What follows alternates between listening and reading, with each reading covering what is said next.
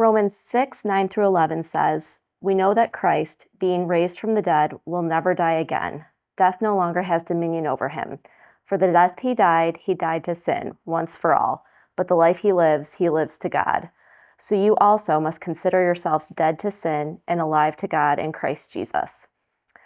So every time we do a read and reflect, I'm like, this is going to be the one where I find something so profound and like make a new discovery in theology. And I never do because I'm not a biblical scholar. And I am so glad that we have so many people in our church and people who do these that can unpack that for us at a scholarly level.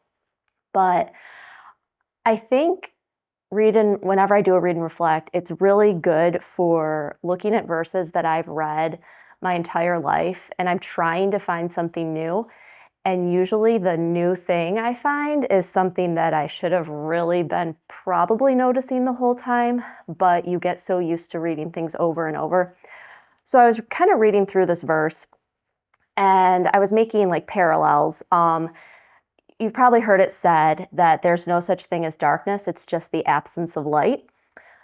That's true also for death. There's not really death, there's just the absence of life. And then I was thinking more about that.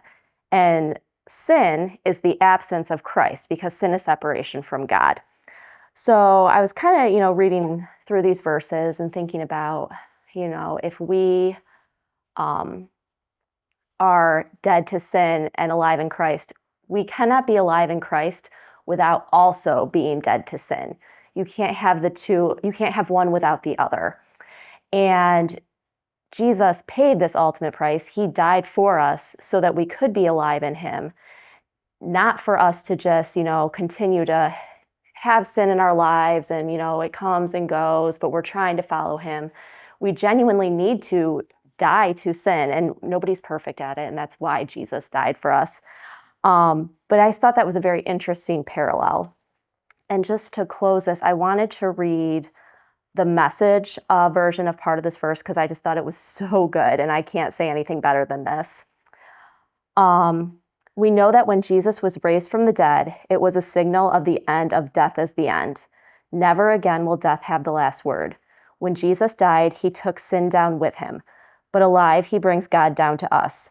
From now on, think of it this way. Sin speaks a dead language that means nothing to you.